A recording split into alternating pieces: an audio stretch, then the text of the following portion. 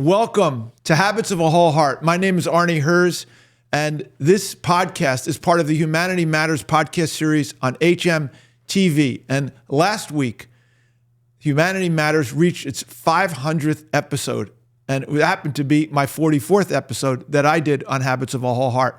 So here we are on episode number 45, which is very special. Most of us, especially in America, carry an image of what a Jew looks like. It's often unspoken, but it's there. Ashkenazi, European roots, maybe a certain cultural familiarity. And of course, we know about Sephardic Jews. But the truth is, the Jewish story is far bigger than that. It stretches across continents, languages, and histories that most of us have never fully encountered. And sometimes it shows up in places that challenge our assumptions entirely. Today's guest, Yonatan Katz Lukato, grew up Jewish in a small village in Uganda. And just sit with that for a moment. He's Jewish, and he grew up in a small village in eastern Uganda. What does it mean to grow up in a place where you're not just a minority, but part of a story that many people around you don't fully understand? What does identity look like when it's not reinforced by surrounding culture, instead shaped by family, faith, and inner conviction? In this conversation, we're going to explore three things. One, what was it like to grow up Jewish in Uganda, and how identity is formed in a place far removed from what most of us think as the center of Jewish life. Two, how does that identity get tested and reshaped through education, through exposure, and through moments of tension, including encounters with anti-Semitism? And third, what happens when life takes an unexpected turn, when you find yourself needing to leave everything familiar behind and rely on the support of a broader community you never met? This is a story about identity, but also belonging, and how the Jewish people are not defined by geography, but by something deeper, and what it means to show up for one another, not just within our immediate circles, but across the world. So please welcome Yonatan Katz Lukato. Yonatan, thank you so much for being with us today. Yonatan, please, you are now speaking from Princeton, New Jersey. Is that correct? But you were born and raised where? Tell our listeners. Hi, everyone. As he said, my name is Yonatan Katz Lukato. I am from Uganda originally, and I was born Jewish, and I've lived a Jewish life till today, and I'm super, I would say, proud, living in a unique life of Jewishness. In Uganda, the Jewish community is based in the eastern part of the country, and our community is not that big, like he said. It's a small, isolated Jewish community of about maybe 3,500 people, but mostly based in the eastern part of the country. Our community is about 107 years, because in 2019 we made 100 years of existence. So it's not that old, but it's not young as well. And I will consider myself as the fourth generation in our community. So our grandparents converted into Judaism 100 years ago. And right now, me and my parents were born Jewish, though the practice was not that big because of the isolation and the lack of materials and teachers to teach about Judaism and all the Jewish laws. It wasn't that intense or that persistent, I would say. But for our generation, we were lucky that when I grew up, like my father used to tell me every morning to go, on every Shabbos to go for services, something that I didn't want because, first of all, we are the smallest religion in the country, and all my neighbors at home were Muslims and Christians. So it was so much I would say kind of embarrassing to myself and my family, according to my perspective, when I was younger, because of the people around us were, they first of all, they went to churches, and that was Sunday or Friday in the afternoon for the Muslims. And it was funny, kind of funny for the Jewish people to go for services on Friday night and Saturday morning. That was weird. And the worst of all, there was that narrative that I considered recently that it was anti-Semitic, but it wasn't that much serious. Like calling the Jewish people that they killed Jesus. That used to annoy me so much whenever kids always mention that. Not only kids, actually, even grown-up people at the age of my father, always when they see us putting on a kippah, they make like a funny noise. Yeah, you killed Jesus. But I realized they sometimes made it out of fun, and that was like that. So it wasn't that much like the anti-Semitic. So I want to just capture, Yonatan, let me capture a few points here to just make sure I've understood what you're saying and our listeners understand. So you grew up in eastern Uganda, a community of about 3,500 people, and it was mixed between your small community, Muslims and Christians. What percentage were Jewish in your area? And so did you go to a Jewish school? Did you go to, how many Muslims were in your school and how many Christians? What was the ethnic, breakdown there? The Christians or the Catholics makes about maybe 70%, and the Muslim makes around 28%. I would say, 29%. I think the Muslim, the Jewish people didn't even make a percentage. Maybe it was like a 0 point something, but it wasn't a percentage because it was my family and the family to the brother to my dad, and then a few distant families around the community. So it was like the smallest. And our synagogue by then was very small. That occupied like maybe 60 people to the capacity. So it wasn't that big. But I'm talking about only just one. I'm talking about only one synagogue. But for other synagogue also, it wasn't that big everywhere. So you really were in a village where you were a very tiny minority there, and the vast majority were Christian and Muslim. And you said you got joked a little bit, teased, about being Jewish, but you didn't feel like it was really serious anti-Semitism. It was more joking around. Did you have friends in the Muslim community and the Christian community? Did everyone get along? And did you go to the regular school? Yeah. So for my elementary school, it was a regular school, and in my class, I was the only Jewish person in my class. So the entire kids were mostly Christians, and a few from the Muslim community. And how'd they feel about did you take off for like Rosh Hashanah and Yom Kippur and Passover? Did you celebrate the holidays? To be honest, like in my childhood, the only events or holidays that always inspired kids to go for services is like the holidays like Pesach or not Yom Kippur, because that was fasting. Kids always wanted to eat. But Rosh Hashanah and the other festivals and holidays with food always inspired the kids to go, including those who not Jewish. But you mentioned about having friends from the other communities. Yes, because there was no way you can live in the community of everyone surrounded you is Christian and you don't have friends. I mean, there was no any big difference in our daily lives with everyone around the community, because the people we hung with, all the neighbors and everyone, were from different regions. The only difference was on the services part, like the religious part. That was the only differences that we had in the community. It's interesting. Now, did you wear a kippah when you went to school? Not in my primary school, because that was challenging. Even because the synagogue was not close to my house, I didn't put it on. until right next to the synagogue.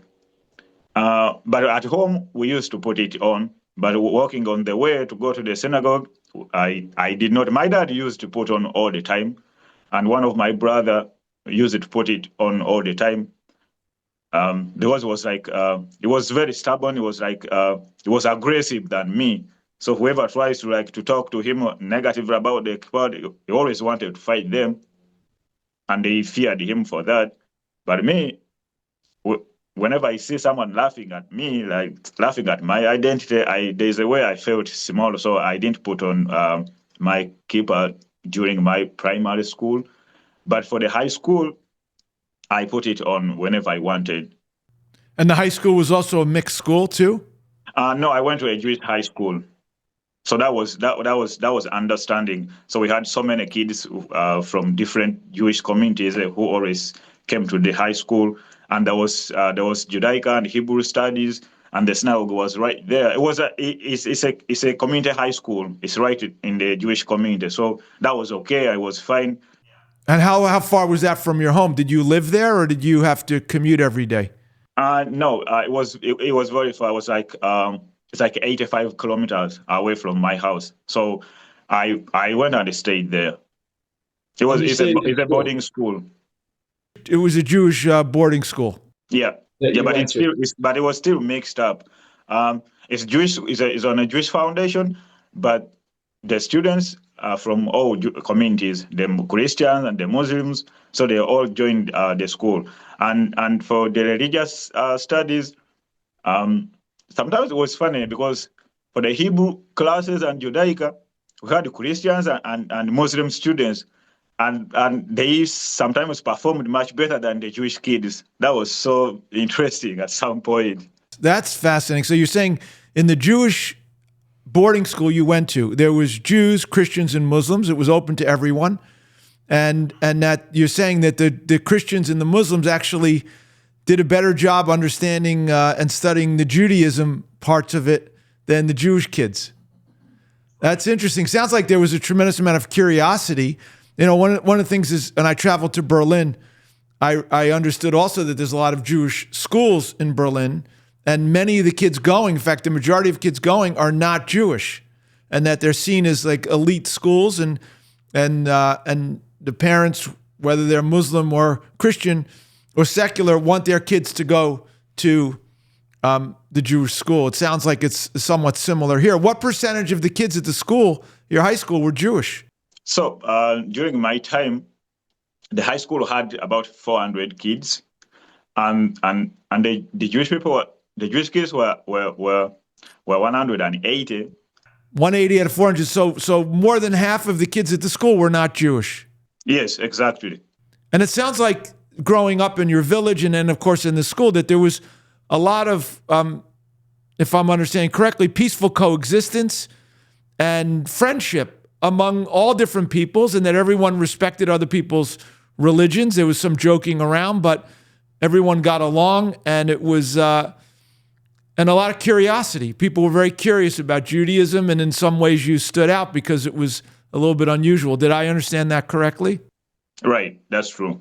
And now you had shared with me before the podcast, there came a point in time, and well, before I just want to do on. So, do you remember as a child, like celebrating Passover and Hanukkah and the high holidays, and what was that like for you? Were you proud to be Jewish? Did you enjoy it, or did you feel connected to it? Yeah, as a child, like I said, that's the only times that we kids were kind of respected in the community with from the other kids. That's the time the kids around us and those who are a little bit distant from us wanted to get along with us, wanted to be like real friends with us, because we always had like a good meals at the synagogue. Uganda, there's rice and goat's meat like every holidays. That's like a special meal for holidays, and kids always want that kind of food. And the only password for most of the kids to access like the synagogue is to get along with us so that we can go in with them. You're saying that the kids like the food and that's what drew them to be interested? No, yeah. So on holidays like that, especially on Passover and Rosh Hashanah, there was like a lot of food because we knew that many people are gonna join us because we wanted like to create a very better relationship in the community and to be like a one single community regardless of the religion. So the community, the elders in the community suggested that on holidays like this, especially holidays which are not like so much strict, we should invite some members from the community. Or other, sometimes we even invited some religious leaders from the Muslim community, from the Christian community, to come and join us and observe how we celebrate our festivals. So in that manner, the kids around the community always wanted to come, especially that part of food was like real food and nice food. And the only way to access like the premises is to get along with the kids who go there to the community. So kids always nearly to Pesach, see kids start like getting along with you, like trying to ask you when is it? Should I come with you? Yeah, so that's when we get like super along with all the kids, and then if I realize one kid mentioned that the Jews killed Jesus, that would be the day that I will say, no, you will not come for our meal because you said we killed Jesus, and they're like, no, I didn't say that. So that's how we got along and treated the kids who had that in mind. So for holidays like that, it was so much interesting celebrating, especially in the evening.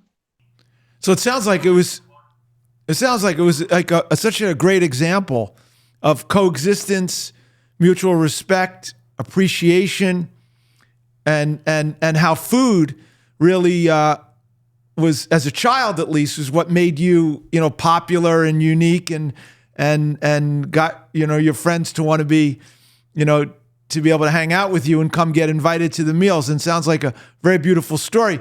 And I know that at some point you graduate high school and then you go off. But by the way, before we go there, in that process, we got some individuals, people of our age, then like around 7, 8, 9, 10 through 16.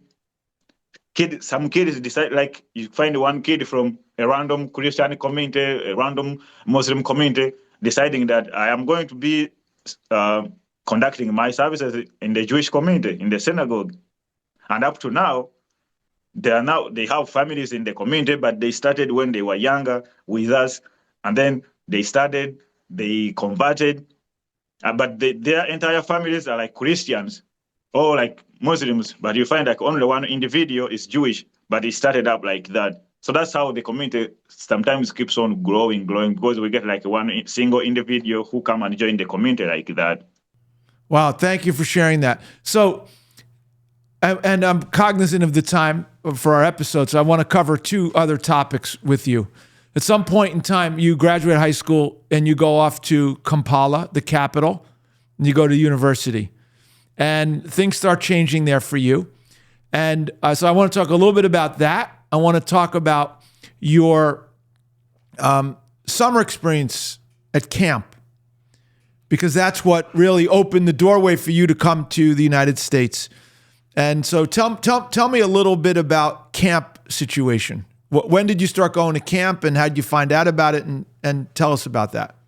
First of all, I've been to 2 different summer camps in the United States. In 2016, I went to Camp Eisner. It's in the Berkshires. It's a reform camp.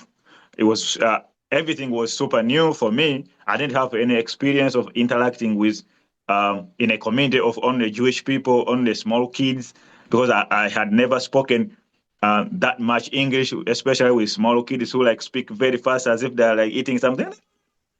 Yeah, sometimes the first few weeks it was so hard for me to understand them, but that was the first time I traveled to this to work there. But there was a few members from the United States and from Israel who visited the community, we had a youth convention in the community. And when they saw like the way we do stuff, the vibe that we have in the community, they suggested to some of us that you guys want to bring that kind of vibe to summer camps in the United States or in Israel. I was like, what are you talking about? Because when they mentioned about camp, something that came into mind is like the refugee camps. And then I was like, what am I going to do in those kind of camps? So I didn't have a clear picture of what camp means. And then I was like, okay, maybe we can go try. So we applied. We were like 9 people, but some guys went into different camps. So the first time we went to Camp Eisner, I experienced everything. I got a picture of how camp runs. And then I went back. So in 2018, a person who was like in charge of bringing the Mishrahat from Israel to some Ramah camps, and one of them had worked at Camp Ramah in the Poconos, again brought the same idea to me and Esau actually. And he said, since you guys went to camp before, can you come to, can I introduce you to another camp that I work to, which is super interesting? I was like, okay.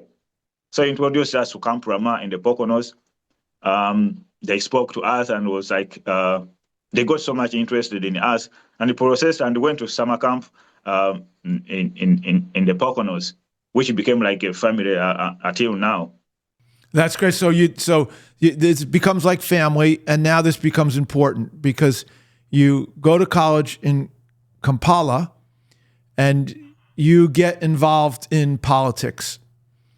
And without saying too much, because you've applied for political asylum here in this country, because life is endangered if you go back, and including friends and you yourself have been imprisoned, and it's not because of anti-Semitism, it's because of the political activism of standing up for democracy in Uganda, and you're now at risk. And one of the people from the camp ends up being a pipeline that opens up your ability to escape and to find refuge here in the United States. And I just want to talk a little bit about what that was like for you to find a community, particularly a Jewish community, through the camp, and what that's meant for you in your life. And it sounds like, one of the themes for me is you start off with a small village in eastern Uganda, and now you're connected to a much bigger Jewish village, and particularly the village in Princeton, New Jersey. Mm-hmm. First of all, the community in the Princeton has been so much helpful, but like all the connections started up at camp. And by the way, I have a friend, he's called Rahman. He lives in Seattle. He's a Ugandan.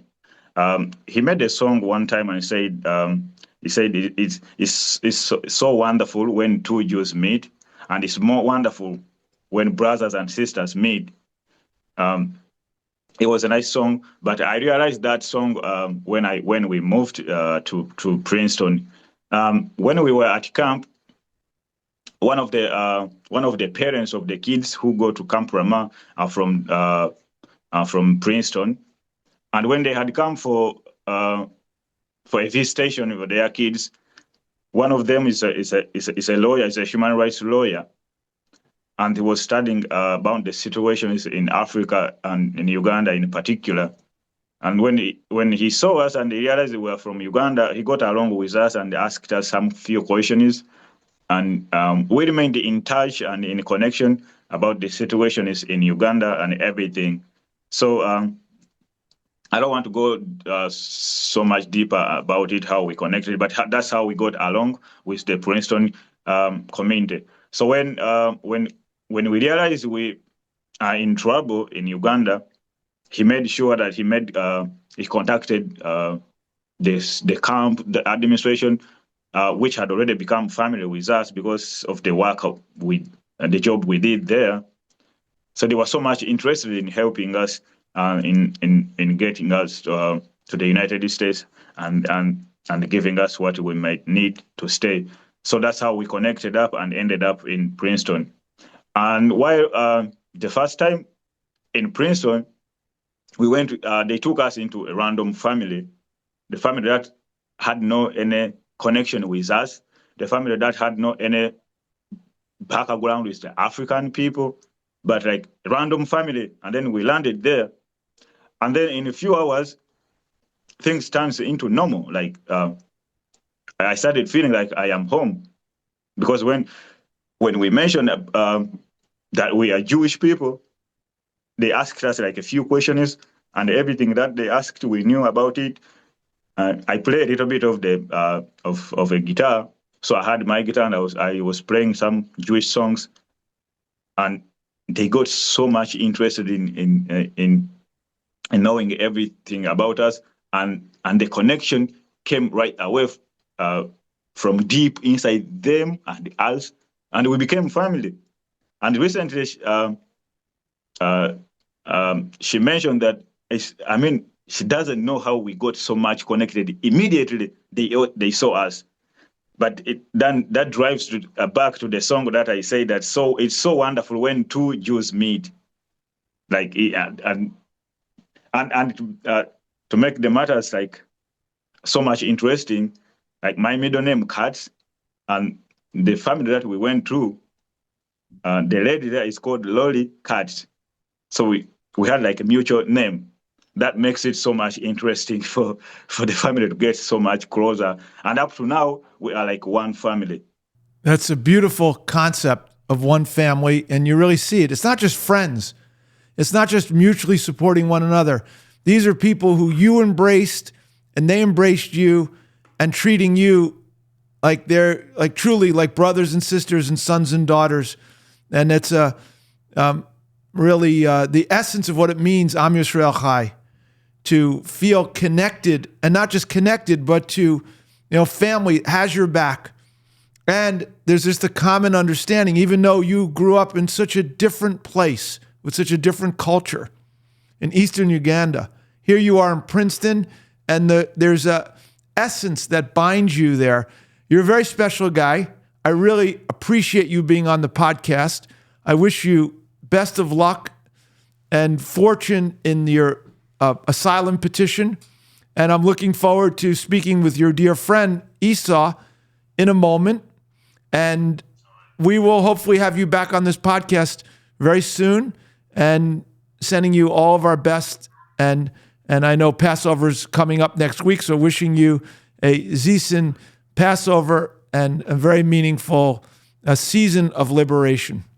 Thank you so much. Thank you for having me, and I wish you. I wish people like this podcast more than it has been. Thank you. Thank you. Thank you. Thank you, everyone, for tuning in to Habits of a Whole Heart. My name is Arnie Herz, and this is part of the Humanity Matters series on hmTV. Please tune in to YouTube, Spotify, Apple, and all the major outlets, and spread the word on this incredibly important message, not just on this Habits of a Whole Heart, but through the whole entire podcast series. Thank you very much.